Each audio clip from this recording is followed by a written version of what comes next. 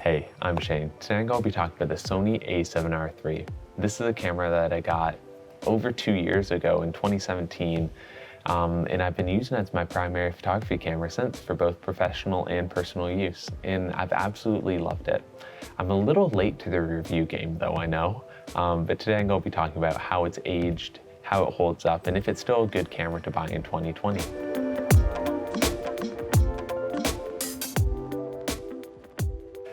So, as I said, this video is going to be about the Sony A7r3. I'm going to try and keep it rather concise, but I'm going to talk about all the key features of the camera, basically image quality, autofocus, build quality, lens selection, and video quality, and basically talk about a very holistic view of the camera and how well it's aged over the last couple of years and how I enjoy using it.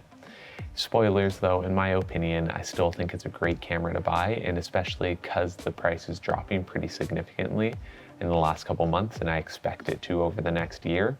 I think this is a great camera to pick up if you're getting it used or at a discount price. But let's start off with the basics. The Sony A7r3 is a 42 megapixel full frame mirrorless camera made by Sony. As the name implies, it's the third camera in the A7R series, which stands for resolution. And this camera certainly is a very high resolution camera. Even though the A7 IV came out now and it's 60 megapixels, 42 megapixels is well above average for the market and is pretty incredible. But I'll start off with just all the basic key features that I find important for photo and video work. Starting off though, this camera has insanely good autofocus. It has 399 face detect points and 425 contrast detect points. Newer cameras on the market now have more than that, but that's still insanely good and more than enough for any professional work. It has eye and face autofocus in photos and face autofocus only in videos, which works phenomenally. It has 10 frames per second for photos in burst, which you can get around like 60 photos if you're shooting in the full-size RAWs in a fast card. You get very good high ISO performance. You get 4K video at 30 frames per second with no crop, and slow motion at 120 frames per second at 1080p, but it's pretty soft footage. There's a pixel shift mode, which basically moves the sensor to get higher resolution photos, and you can get a 169.6 megapixel photo from that. However, in functionality, it's closer to 100 megapixels and is only really good for still life or objects that are closer to you and not moving. It has dual card slots with one UHS 1 and one UHS 2 card slot, 5-axis in-body image stabilization, a magnificent electronic viewfinder, which I'll talk about later, a great battery with the new Z-type battery, Bluetooth, Wi-Fi, and NFC. But as I said, these are just the key features. There's a lot more to this camera, but those are the bare minimum, in my opinion, to make it a worthy professional camera. The biggest thing that made this camera a huge improvement over the A7R2 is the battery life. They're not even comparable. It's about double the battery life, no joke. The new Z-type battery is almost the exact same battery life that you'd expect from a traditional DSLR like the Canon 5D series or any basically normal professional camera. And the thing is, before this, Sony just didn't have good batteries and I could never use them for a long period of time. However, with the R, it can easily last you through a day, and I honestly usually leave the house with a spare battery, but never put in my camera just because the battery lasts for as long as I need it to. Moving on to the next part of the video though, I'll talk about the build quality. And Sony has a very unique approach to building their cameras. They focus way more on functionality than they do on kind of a practical design for the camera.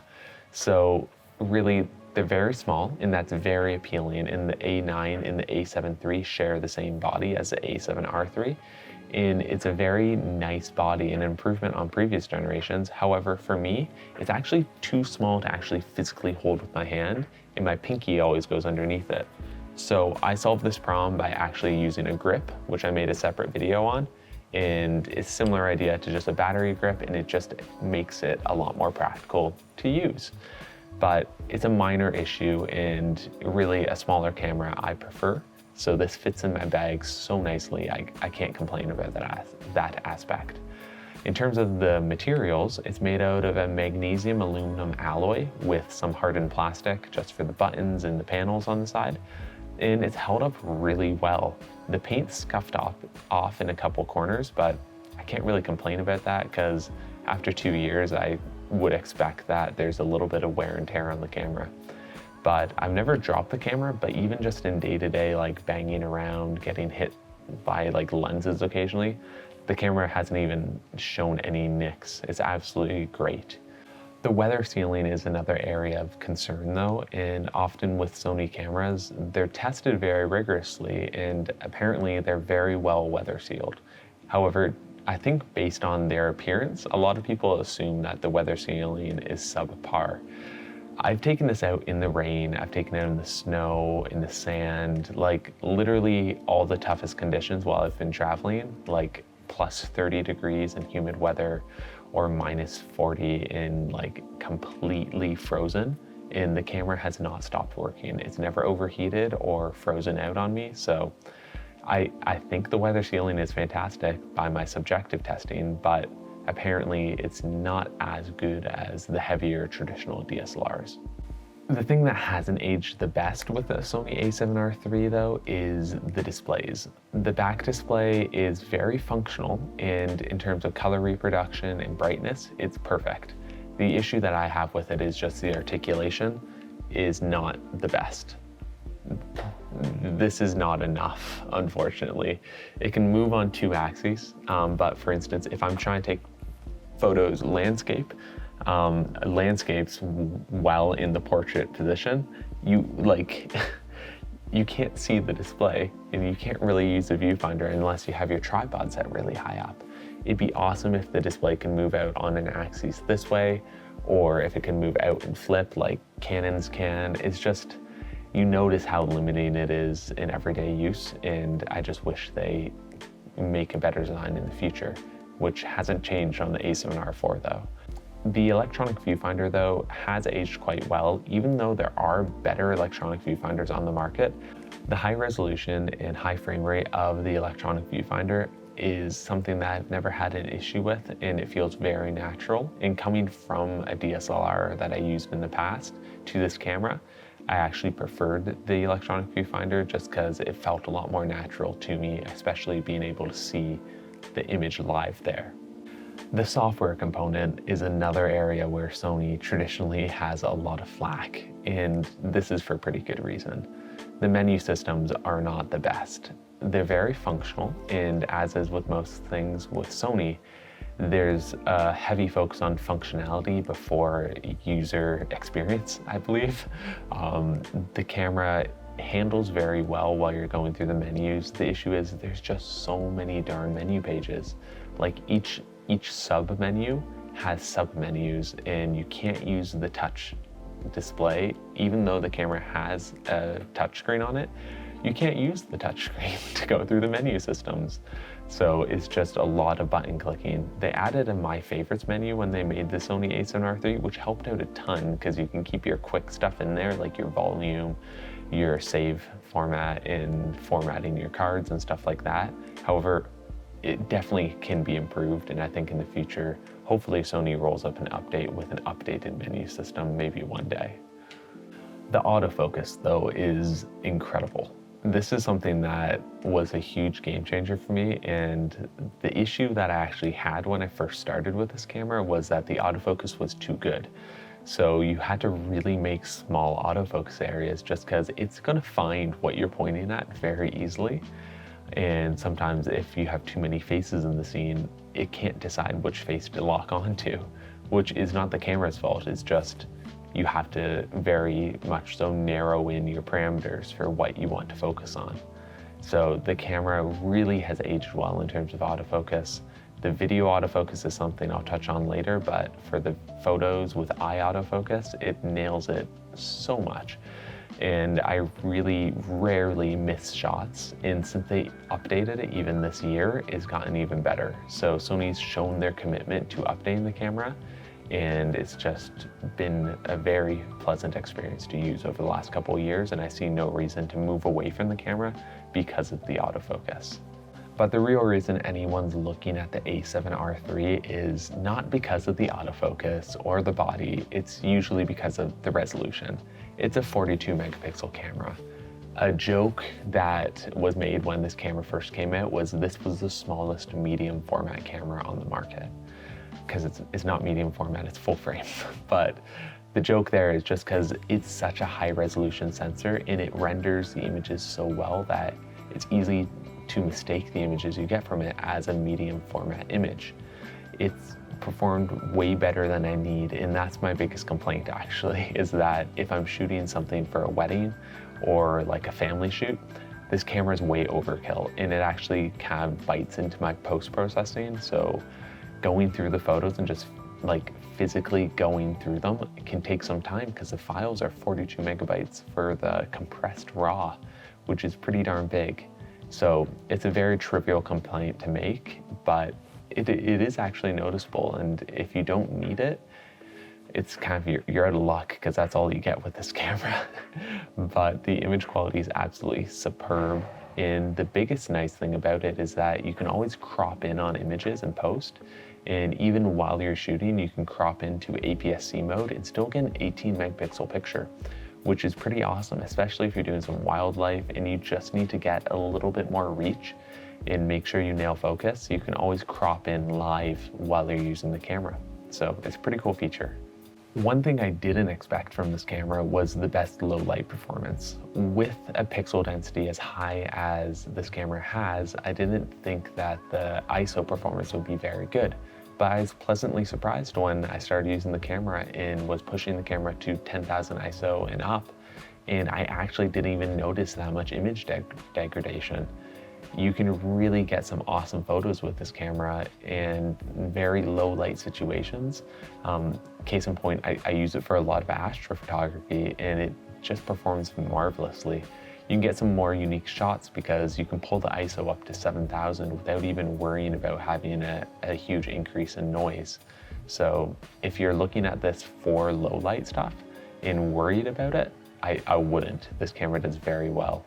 It's basically on par with the A7S2 when it came out with the 15 stops of dynamic range. The area where it hasn't aged as well for image quality though is the video. It's something I kind of struggle with because I love the video I get out of this camera. This video right now is getting shot on the A7 III, which is almost the identical video as the A7R3, and it's very pleasing footage. It records in an 8-bit, 100 megabit per second frame rate, not frame rate, bit rate, which is very functional. However, it's certainly not as good as the competition. Panasonic, Nikon, Canon, and Blackmagic have all come out with very good video cameras and have shown that you can get much better video quality out of these smaller mirrorless bodies. And Sony, who was previously the king, just kind of has lagged behind. I can't really complain though, this camera is more than I need, and with the S-Log2 profile, I get as much range as I need for editing. However, if you're looking for a more video focused hybrid camera, this camera is very good. It's not the best though. And actually Nikon actually makes a couple better bodies for video because you can get 10-bit video out of them. But it kind of is what it is, and the video is superb, but it's not the best anymore. If you've watched this channel for a while, I actually started off reviewing lenses. So talking about the lens selection is something that I'm quite familiar with. And this camera is absolutely awesome for its lens selection now. It went from being very mediocre in the first few generations of Sony cameras to the point now with the A7R3 that there is actually probably more mirrorless options out there than there are for any other camera system that's come out in the last year or so. Every third-party manufacturer is making lenses for Sony E-mount, which is phenomenal because as the consumer, we're getting lower prices from Tamron and Sigma with very compelling image quality. And if you want to see any of the other lenses you can get for this camera, feel free to check out my other videos. But if you want to get really high end, the GM lineup's awesome. There's mid-tier options from Sony and Sigma, And Tamron, Samyang, Rokinon, Laowa all make very unique lenses that are ranging from very high end to also on the cheaper end. But the image quality throughout is pretty fantastic. So if you're looking to buy this camera, lenses are not going to be an issue. The real point of this video is how well does this camera hold up in the last couple years, and is it still a good value to buy?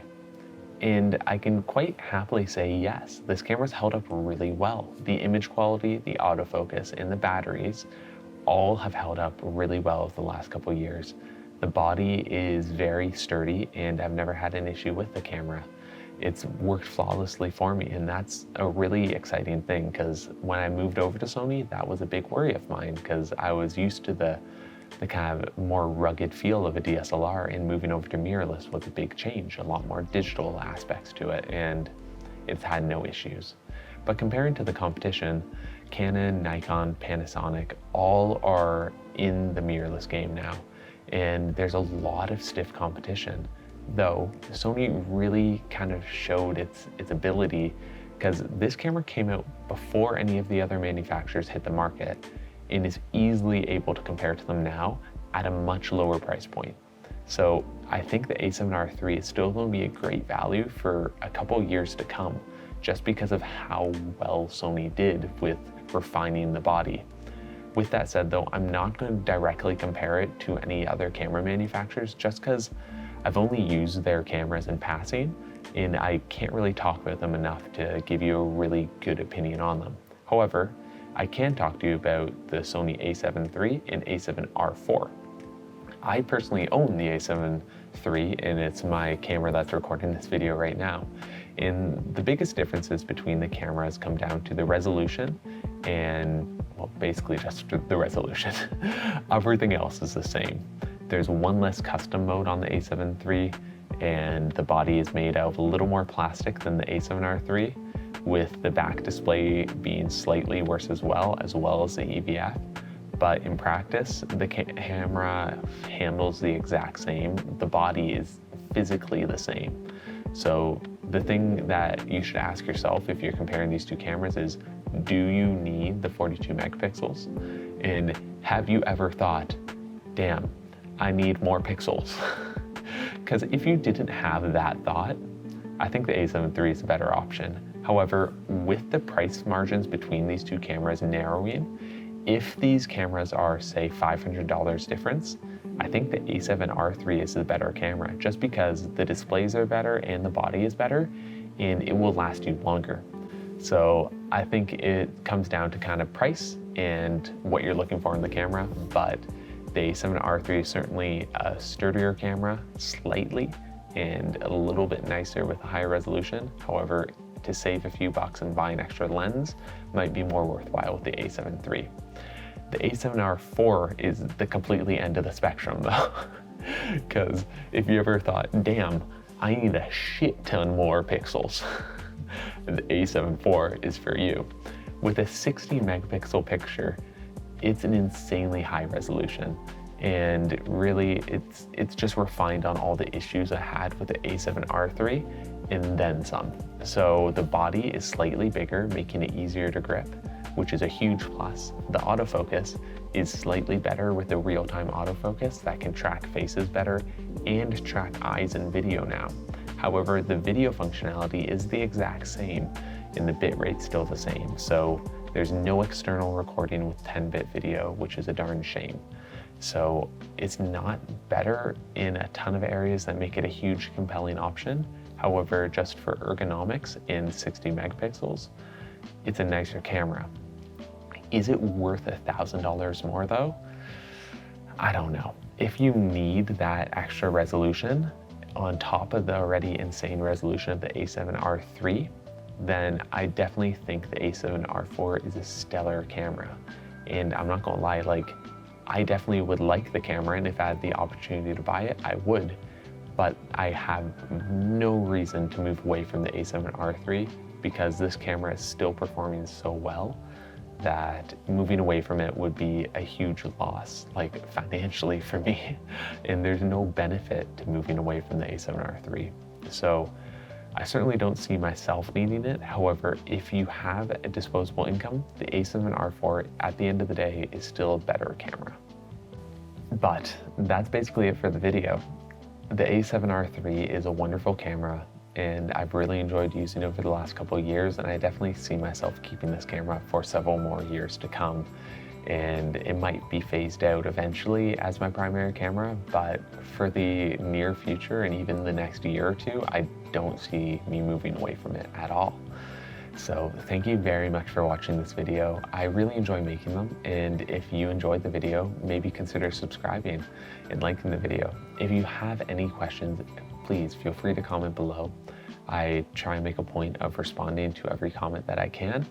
And if you have questions or something I missed, please let me know. But anyways, I hope you have a phenomenal day, and thanks for watching again. See ya.